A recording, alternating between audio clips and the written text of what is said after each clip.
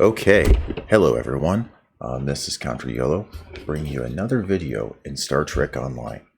And in today's video, we're going to be talking about this new Pearl Pack Starship, which is the hero ship from the recent Star Trek Picard series, the Sirena.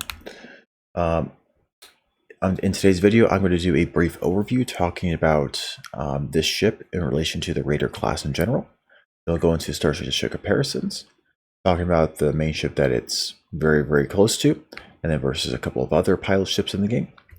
Then I'll briefly talk about the trait and console, and then we'll do a very, very brief TLDW at the end. Feel free to see the time links in the description of the video itself.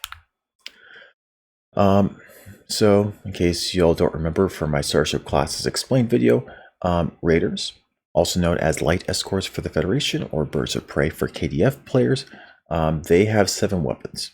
They lose 1 weapon in order to get an enhancement called Raider Flanking, which gives them 25 to 33% of additional damage whenever they are firing on an enemy's rear arc, or the rear 90 degrees of their actual starship. They're still like standard escorts though, in that they get an experimental weapon, which means the weapon layouts is either 4 in the front and 2 in the rear, or 5 weapons in the front and 1 in the rear. As for their seating themselves, they're almost all of their seats are universal seating, so they are very, very flexible. If their commander seat is Commander Tactical, they do have their full 13 bridge officer abilities. If their commander seat is Commander Universal, and that's their main commander seat, and then they lose their Ensign Universal slot, and they only have 12 bridge officer abilities. They also lose their 2.5% crit chance in their master package to get 15% crit severity. Versus the regular escort class in general, they are much weaker on their hull and shields, but they are much more maneuverable, because they are the most maneuverable subclass in the entire game in general. Now, when it comes to our particular ship here, these are the base stats here. It's got a 1.0 hull, 1.05 shields, with a 5/1+1 experimental weapon layout, with 17 turn, 0.23 impulse, and 70 inertia. When you compare this to the regular subclass itself, what you're going to note here is that it has a little bit higher shields and a smidgen higher impulse than the average, but it is a bit lower on inertia, and it has a really, really low turn. If you actually look at the range here towards the bottom of the screen, you're going to note that the lowest that a Raider has ever had in this game, when it comes to tactical Raiders anyway, was 18. This ship has 17. This is the worst turning tactical Raider in the entire game. This is the worst one right now. So now in PvE, is that going to make that huge of a difference? Probably not, to be honest with you, but it is something that's noteworthy here. And it's something you're going to need to think about. If you want something a little more durable, I mean, it is something at least. I mean, the biggest things going for this ship, frankly, is that it's got 2 commander seats. That is the really big thing going for this ship. It's got Commander Tactical plus Commander Universal. It's got pilot maneuvers, which is really nice. And it's got a Lieutenant Commander intel as well, to round that out. As for the Starship Comparisons themselves, when I was looking through them, the one thing that caught my eye really, really quickly was the other Raider that is associated with Picard, hence it was included in the Picard bundle, is the Miradorn Theta Heavy Raider, which also has some very interesting stats that are similar to this ship. It's got Commander Tactical Pilot, and its other specialist seat is also Intel, just like the Lost Sirena. It's just that it has a little bit better turning with a little bit lower impulse. Generally speaking, the Miradorn right here is basically an average escort in terms of all of its base stats and everything, with Commander Pilot and Lieutenant Intel. And this ship is either from regular Infinity price packs, or you can get it from the exchange at a much cheaper price than you would ever be able to with this particular ship here. Also, the Miradorn is also from the Picard bundle, so you could also basically pay about twice what you would pay on the exchange, about 12,000 Zen, in order to account unlock this Raider for your entire account as well. It's very similar. Its rough profile is similar to the ship as well. Same console layout, and they both have improved Raider flanking. So they both have an extra 33% damage versus enemies in the rear arc versus regular Raiders, which is just 25%. So what it comes down to between at least these two ships, are you a Space Barbie fanatic and really like the looks of this new ship? Then maybe you want that one. Do you value having that extra commander seat? Or do you value having that lieutenant commander intel ability versus the lieutenant intel ability of the Miradorn? Maybe this ship is better. Barring those circumstances, the Miradorn is perfectly fine. At least in my opinion, looking at the stats, perhaps there's something I'm overlooking here. But just looking at it from here, the Miradorn just seems to be an older but cheaper alternative to our new ship that we have. There's also a lot of new, well, what's a good way to put this? Whenever the Picard bundle came out, there was a lot of discussion on Reddit, at least, talking about the pros and cons of this ship versus the older ships, like the old pilot escorts.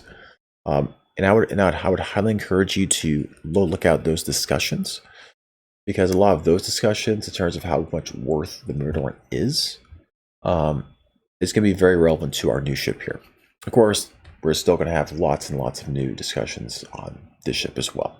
So I'm just going to point out, a lot of those discussions pretty much have already been had with this ship, besides the fact that it's a double commander seat. Okay, so moving on, the other close-ish pilot ship is the Kelvin D4X. It is the fastest Raider in the game, at a 0.24 impulse, 22 turning, and 80 inertia. And it's commander tactical pilot with lieutenant temporal operative. And it's got a battle cloak. It's only usable by KDF captains, though. Romulan captains, even if they're allied with the Klingon Empire, cannot fly the D4X. So, noteworthy ship there. If you're wanting the C-Store, the Kyle Engineering Pilot Warbird is very, very nice. Extremely fast as well. Because it doesn't have Raider flanking, it's got a full 8-weapon layout.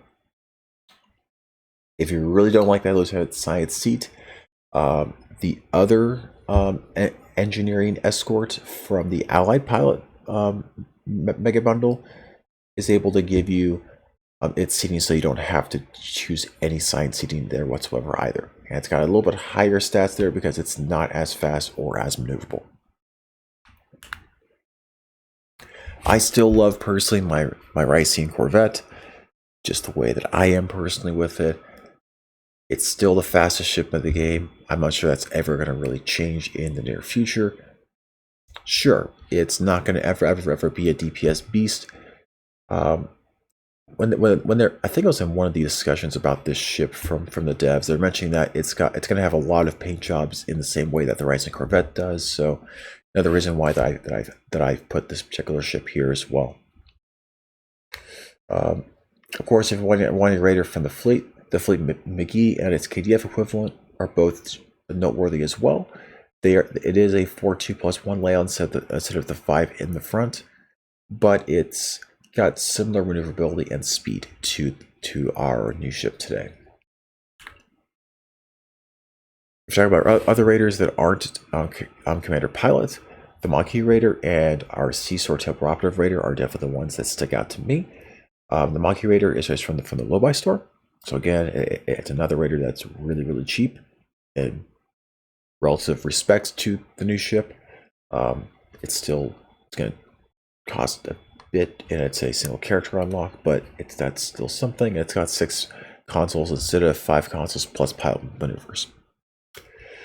The C-Star Raider is an account unlocked because it's from the C-Store. However, because it's Commander Universal, you don't have your 13th Bridge Officer ability. Our new ship here does have Commander Universal with Commander Tactical, so it does have access to all 13 Bridge Officer abilities that are standard with Tier 6 starships. And then, of course, because I had to, these are the two, in my opinion, most noteworthy Tier 6 starships that have extra onboard amenities and are most akin to what we would consider freighters inside this game. The Amari-class Smuggler's Heavy Escort, which is really a destroyer in our subclasses inside this game, as well as the Ferengi Miracle Worker Marauder, of course, alongside the Ferengi Nagus, as well as the Ferengi Tier 5U Decora. All have extra onboard amenities available to you.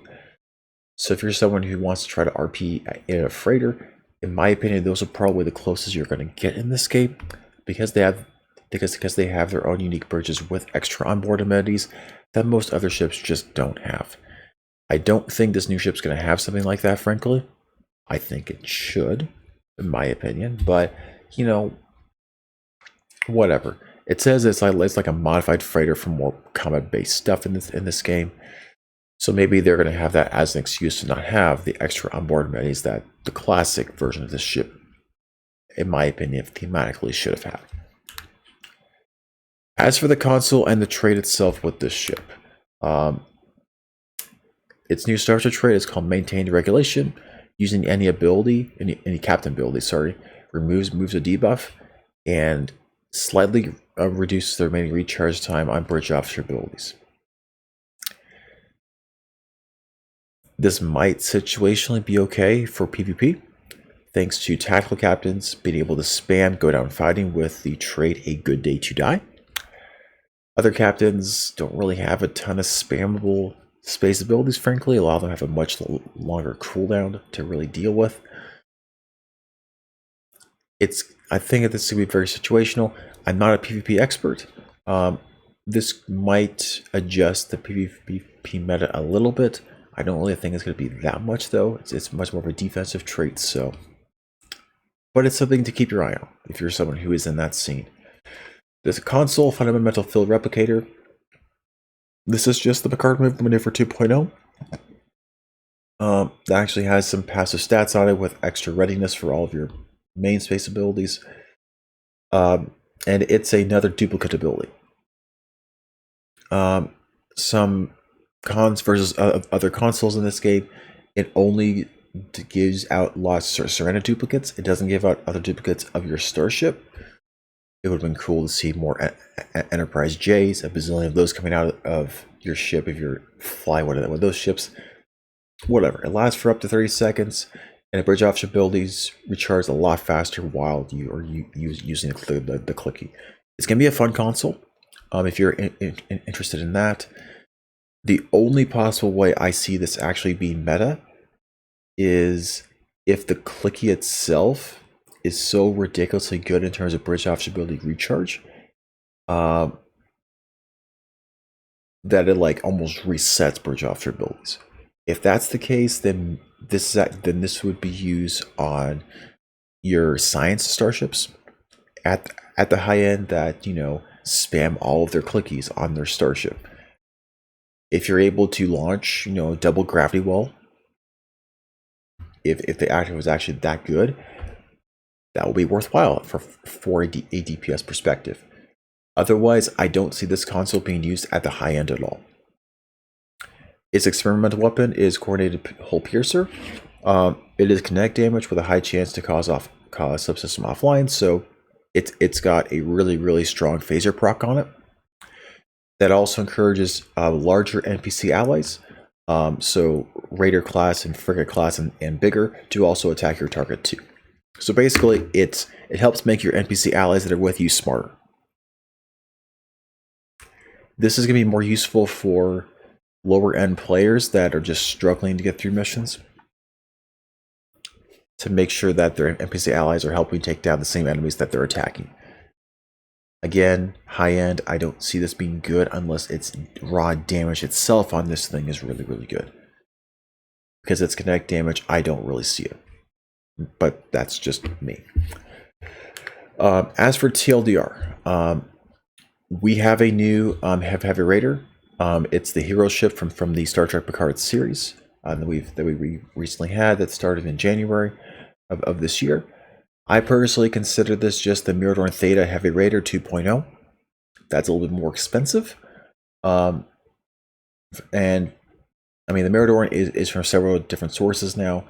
The Miradorn is from Infinity Price Packs, you know, for around 6 to like 11k Zen, depending on if you're selling keys or pro packs on the exchange, or you can just buy it from the Picard bundle in the C store and get it account unlocked.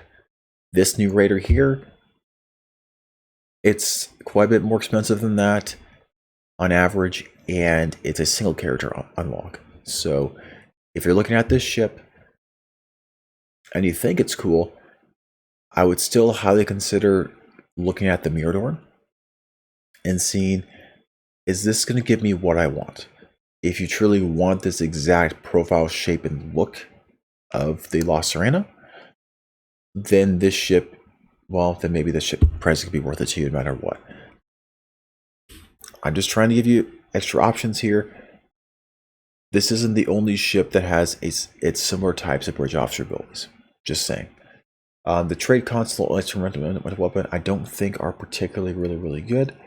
The trade is probably the most noteworthy out of all of them in this package that comes with Lost Sirena. The trait might be useful in PvP just because your captain ability go down fighting is spammable. Thanks to a trait, a good day to die from the exchange. The console is going to be a fun console. The experimental weapon has a really high phaser proc, as well as doing kinetic damage, and makes your NPC allies more useful to you in PvE, which is not going to be useful to many of the high-end players in the game. So that's pretty much my thoughts on this new ship. Thank you all for watching. Like normal, please stay safe and healthy during this time. Where I am locally, we are starting to reopen like state offices and such, so we're in the process of starting to get back to normal. I mean, I am still, for the most part, working from home with a couple of days going into the office because that's what we're all doing at this point. But yeah, big things. Stay safe, stay healthy, and yeah, continue having fun playing this game. Yeah, and don't spend too much. A lot of us, you know, have been hit by the economy. The economy is going to take a bit to try to get back to a sense of normalcy. Many industries have been hurt hard. If you aren't in a good financial state, even if you are interested in this ship, don't worry too much about it. Generally speaking, when it comes to these new ships when they come out, generally their prices are quite a bit higher initially than they are a bit later on. So you can always just wait like 2-3 weeks, and the ships are going to probably get at least a couple 100,000 energy credits cheaper on the exchange. Of course, you can always just wait until Black Friday as well to get ships a lot cheaper on the exchange as well. Depends on how greedy you are about trying to get a ship as soon as possible. Anyway, thank you all for watching, and enjoy the rest of your week.